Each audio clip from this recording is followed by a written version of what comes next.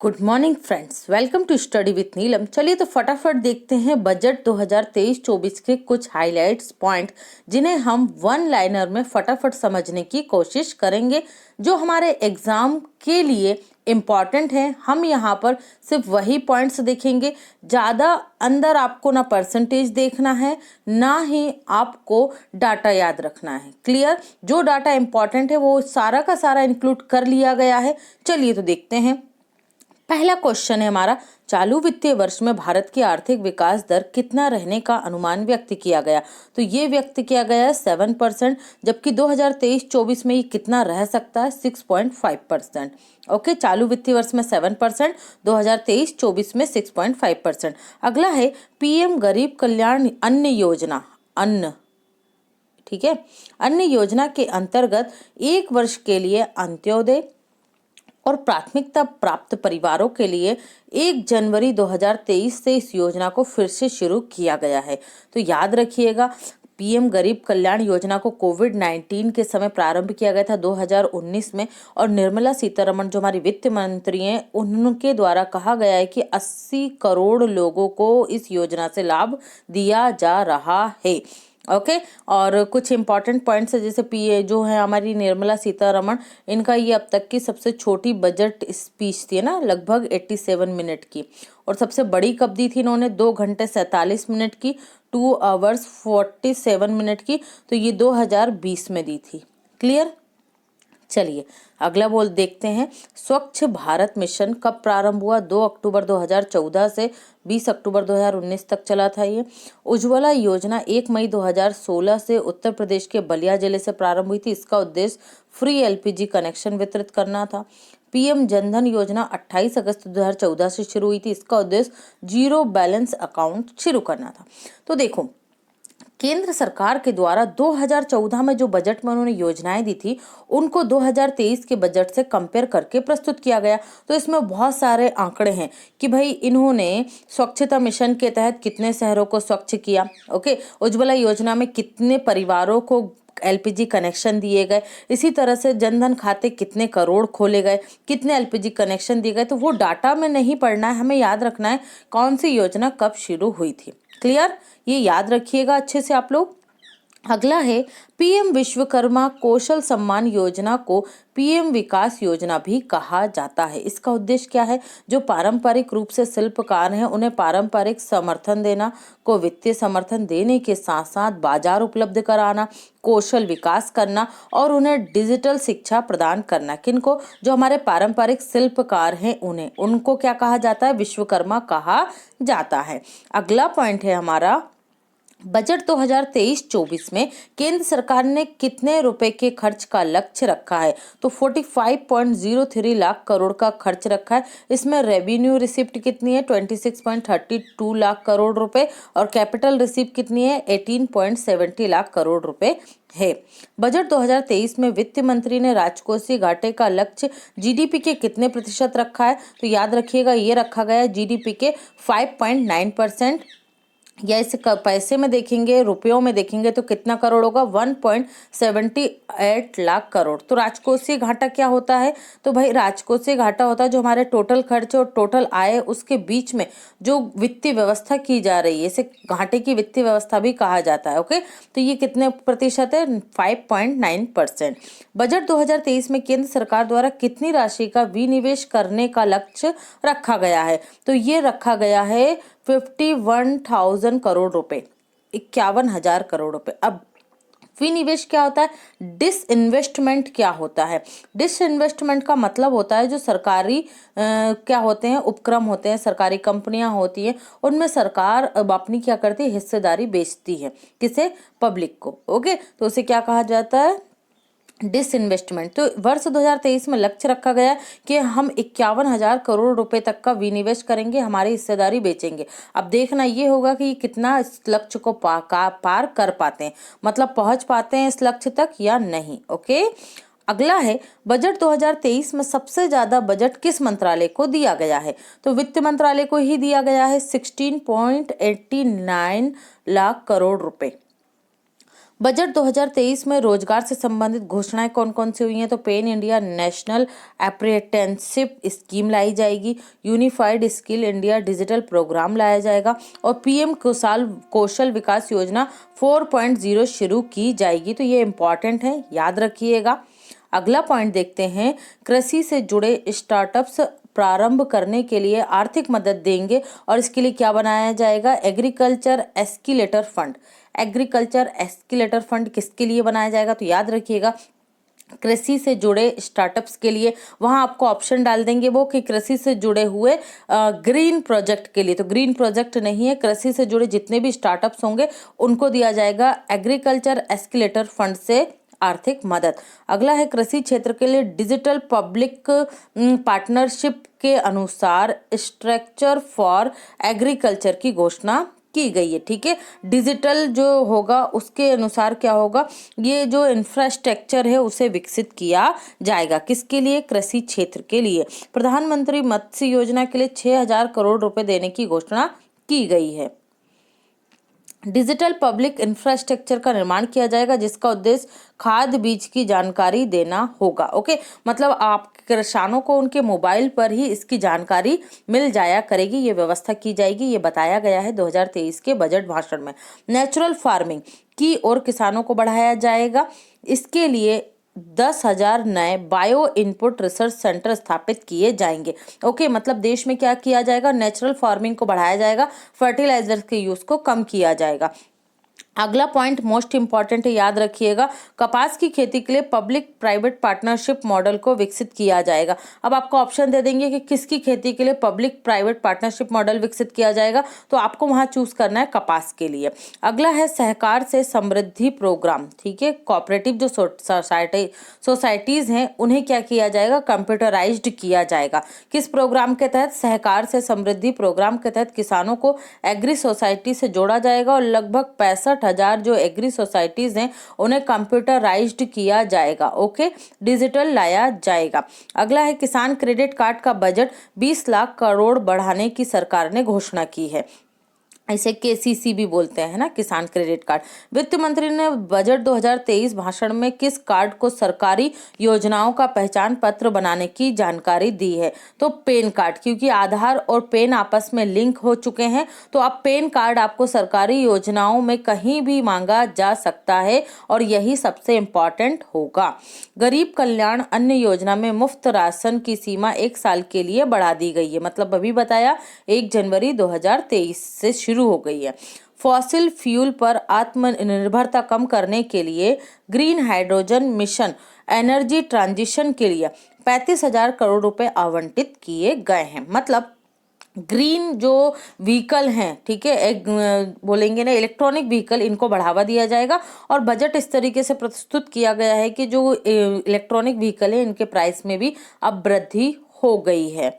मनरेगा का बजट 33% कम करके 60,000 करोड़ रुपए किया गया है। याद रखिएगा, इंपॉर्टेंट है। अपशिष्टों के प्रबंधन के लिए 500 नए गोवर्धन प्लांट बनाए जाएंगे। जो आपके अपशिष्ट होते हैं उसके प्रबंधन के लिए 500 नए गोवर्धन प्लांट बनाने का प्रावधान बजट में किया गया है। केंद्रीय वित्त मंत्री निर्मला सीतारमण के अनुसार हमारी जीडीपी की वृद्धि दर वित्तीय वर्ष 2023-24 में कितने रहने का लिए बताया गया है? तो ये 7% रहने का अनुमान दिया गया है।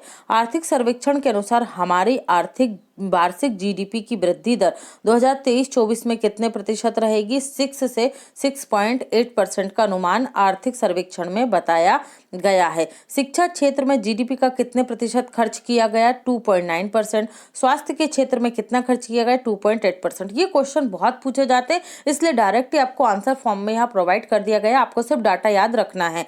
बजट 2023-24 में बेरोजगारी की दर को कम बताया गया है, तो कितनी हो गई भाई? कोविड-19 के समय वित्त मंत्री ने कहा था ये बहुत ज्यादा थी, लेकिन अब ये कम हो गई है। कितनी हो गई है? 7.2%। हालांकि हम लोग जानते हैं रोजगार के अवसर कितने बढ़े हैं और कितने को अंतिम रूप से रोजगार मिला है, तो ये दर भी आप याद रखिएगा 7.2%। अर्थव्यवस्था की वृद्धि के अनुसार भारत का स्थान विश्व में कौन सा है? तो याद रखिएगा 5वीं बड़ी अर्थव्यवस्था है। ग्रीन इकोनॉमी के अंतर्गत बजट में किन को विकसित किया जाएगा? तो मैंग्रोव और वेटलैंड्स को ग्रो किया जाएगा। वेटलैंड्स हमने अभी मनाया 2 फरवरी को। ओके, क्या मनाया? वर्ल्ड वेटलैंड्स डे मनाया गया है, तो याद रखिएगा दोनों ही पॉइंट को। पीएम प्रणाम योजना, अब प्रणाम का फुल फॉर्म क्या है? PM programme for restoration awareness nourishment amelioration of mother earth. Okay, ये जो स्पेलिंग है, जो वर्ड है, वो आप याद रखिएगा, क्योंकि आपको दे दिया जाता है कि प्रणाम में ए का मतलब क्या है, ई का मतलब क्या है, एम का मतलब क्या है। तो यहाँ आपको फुल फॉर्म दी जा रही है PM programme for restoration awareness nourishment amelioration of mother earth. Okay, इस योजना का उद्देश्य क्या है? तो फर्टिलाइजर्स को कम से कम उपयोग करने को बढ़ावा दिया न जाना, मतलब नेचुरल फार्मिंग को बढ़ाया जाना। ठीक है, ठीक है, याद रखिएगा बायो फर्टिलाइजर्स का उपयोग बढ़ाया जाएगा। किस योजना के तहत? पीएम प्रणाम योजना के तहत। 42 केंद्रीय अधिनियमों में संशोधन करने और राष्ट्र की अर्थव्यवस्था की क्षमता को उजागर करने के लिए कौन सा विधेयक पेश किया गया? तो जन विश्वास बिल पेश किया गया है। कौन सा बिल है? जन विश्वास बिल। अगला है इनकम टैक्स फाइल IRTS जो फिल किया जाता है के लिए औषध प्रसंस्करण समय, सॉरी ये यहाँ पर मिस्टेक हो गई है। ठीक है, जो औसत समय है, एवरेज टाइम है, उसे घटाकर कितना कर दिया गया है? ठीक है, पहले 93 डेज था इसको फिल करने के लिए, अब इसे घटाकर 16 डेज कर दिया गया है। अब जो टैक्स के जो चार्जेस लगा करेंगे, मतलब जो आप लेट भरते हैं उसके चार्जेस अब बढ़ जाएंगे। ओके, क्योंकि 93 डेज था तो ये बहुत लंबी प्रक्रिया हो जाती थी। केंद्रीय बजट में सिगरेट पर करों में कितने प्रतिशत की वृद्धि की गई है? ये क्वेश्चन आपको जरूर देखने को मिलेगा। तो सिगरेट पर 16% वृद्धि कर दी गई है करों में, टैक्स में। केंद्रीय बजट के अनुसार अंतर्राष्ट्रीय अवसरों के लिए युवाओं को कौशल बनाने के लिए, मतलब युवाओं को क्या करना है कि भाई उन्हें समृद्ध बनाना है, स्किल के अकॉर्डिंग बनाना है, कुशल बनाने के लिए विभिन्न राज्यों में कितने नए स्किल इंडिया इंटरनेशनल सेंटर स्थापित किए जाएंगे? तो याद रखिएगा 30 स्थापित किया जाएंगे। पहला कहाँ है? तो ये वाराणसी में। किसके सहयोग से बना? UAE के सहयोग से बना है, याद रखिएगा। नई व्यक्तिगत आयकर व्यवस्था, न्यू एज रिजीम बोला जाता है इसको, है ना। नई व्यक्तिगत अर्थ आयकर व्यवस्था किस वर्ष से प्रारंभ की गई थी? तो ये 2020 से प्रारंभ की गई थी, ध्यान रखिएगा। मतलब जो नए नए करदाता हैं उनके लिए टर्मिनोलॉजी यूज की जाती है नई व्यक्तिगत। ओके, और नए करदाताओं के लिए ही इस बार प्रावधान जो किए गए वो हम आगे देखेंगे। नई कर व्यवस्था में उच्चतम अधिभार दर 37% से घटाकर कितने प्रतिशत कर दी गई है? तो ये 25% कर दी गई है। टियर 2 और टियर 3 शहरों में शहरी और बुनियादी ढांचे के निर्माण के लिए सार्वजनिक एजेंसियों द्वारा निम्न में से किसका उपयोग किया जाएगा? ठीक है, किस फंड का उपयोग किया जाएगा? तो याद रखिएगा ये फंड होगा आपका urban infrastructure development fund. Urban infrastructure development fund का उपयोग किया जाएगा। आत्मनिर्भर हॉर्टिकल्चर क्लीन प्लांट प्रोग्राम, आत्मनिर्भर हॉर्टिकल्चर क्लीन प्लांट प्रोग्राम उच्च मूल्य वाली बागवानी फसलों को रोग मुक्त करने के लिए शुरू किया गया है। अगेन मोस्ट इम्पॉर्टेंट है। ओके, 10-12 स्टार लगा लीजिए, जरूर आएगा ये। शुद्ध शून्य प्राप्त करने और एक स्थायी ऊर्जा प्रणाली में संक्रमण के लिए पेट्रोलियम और प्राकृतिक गैस मंत्रालय को कितना बजट आवंटित किया गया? 35,000 करोड़ रुपए का बजट प्रदान किया गया है। बजट 2023 में वेस्ट टू वेल्थ के लिए कितने प्लांट स्थापित किए जाएंगे? 500 प्लांट स्थापित किए जाएंगे। बेस्ट से, अपशिष्ट से वेल्थ बनाना। ओके, बजट 2023 के अंतर्गत सस्टेनेबल इकोसिस्टम डेवलपमेंट मिस्टी प्रोग्राम किसके लिए बनाया गया? आपसे ये शॉर्ट भी पूछा जा सकता है कि मिस्टी प्रोग्राम किसके लिए बनाया गया? तो मैंग्रोव वनों के विकास के लिए बनाया गया है। ओके, अमृत धरोहर प्रोग्राम के तहत किसका संरक्षण किया जाएगा? तो ये आर्द्र भूमियों का संरक्षण किया जाएगा। मोस्ट इंपॉर्टेंट है अमृत धरोहर प्रोग्राम। बजट 2023 के अनुसार राजकोषीय घाटा जीडीपी के कितने प्रतिशत है? 3.5%। बजट 2023 के अनुसार सरकार की आय का मुख्य स्रोत क्या है? तो सरकार की आय का मुख्य स्रोत क्या है भाई? 34% है। उधार और देनदारियां है। बजट 2023 के अनुसार सरकार द्वारा सबसे अधिक खर्च किसमें किया जाता है? तो इंटरेस्ट पेमेंट में 20% खर्च करती है सरकार, याद रखिएगा। बजट 2023 में वित्त मंत्री के अनुसार पीएम किसान योजना के अंतर्गत कितनी राशि ट्रांसफर की जाएगी? पीएम किसान योजना बहुत ज्यादा पॉपुलर योजना, याद रखिएगा। 2.2 लाख करोड़ योजना, इसके तहत क्या किया जाएगा? ट्रांसफर किया जाएगा। बजट में सबसे ज्यादा एलोकेशन किस क्षेत्र को किया गया है? तो रक्षा क्षेत्र, डिफेंस को किया गया है। 43 जो है आपका लाख 2,720 करोड़ रुपए। बजट में सबसे ज्यादा एलोकेशन के अनुसार क्षेत्र कौन से हैं? रक्षा, फिर pension, energy, tax administration, home affairs, commerce and industries, education, rural development, transport, स्वास्थ्य। ओके, स्वास्थ्य को सबसे कम किया गया है, कितना? 88,956 करोड़ रुपए। क्लीन प्लांट प्रोग्राम क्या है? फल पेड़ों में होने वाले रोगों से मुक्ति के लिए शुरू किया गया है क्लीन प्लांट प्रोग्राम। ओके, और इसके लिए बजट में कितना प्रावधान किया गया? 2200 करोड़ रुपए। श्री अन्न योजना मोटा अनाज के लिए शुरू की गई है, मिलेट्स बोला जाता है। 2023 को यूएन क्या कर रहा है? किस वर्ष के रूप में घोषित मना रहा है UN? International millets day. Okay, और भारत ने कब मनाया था इंटरनेशनल मिलेट्स डे? तो ये 2018 में मनाया था, मोटा अनाज का वार्षिक दिवस। तो श्री अन्न योजना के तहत जो मोटा अनाज है ये योजना शुरू की जाएगी, इसको बढ़ावा दिया जाएगा, इसके उत्पादन को और उपयोग को, और इसके साथ ही एक इंटरनेशनल मिलेट्स इंस्टीट्यूट स्थापित किया जाएगा। तो इसका निर्माण कहाँ होगा? अगेन मोस्ट इंपॉर्टेंट, हैदराबाद में इसका निर्माण किया जाएगा, याद रखिएगा इसे। Sickle cell, again important point है ये। सिकल सेल एनीमिया योजना प्रारंभ की जाएगी 2023 के बजट में, और इसे देश में कब तक खत्म किया जाएगा? 2047 तक का लक्ष्य रखा गया है इस रोग को देश से खत्म करने के लिए। नेशनल डिजिटल लाइब्रेरी का निर्माण किया जाएगा, किसके लिए? उन सभी विद्यार्थियों के लिए, उन लोगों के लिए जिनकी पढ़ाई कोविड-19 की वजह से छूट गई थी। नेशनल डिजिटल लाइब्रेरी का निर्माण किया जाएगा। और राष्ट्रीय एजुकेशन पॉलिसी जो है हमारी नई, ये 2020 में लॉन्च की गई थी, याद रखिएगा। आदिवासी क्षेत्रों में स्थापित एकलव्य कॉलेजों में लगभग 40,000 शिक्षकों की भर्ती की जाएगी। ये 38,800 कुछ है, ओके, एग्जैक्ट अगर आप पूछें तो। आजादी के 75 वर्ष पूरे होने के बाद यह पहला बजट है, इसलिए इसे क्या कहा जा रहा है? तो याद रखिएगा, इसे वित्त मंत्री ने अमृतकाल का पहला बजट नाम दिया है।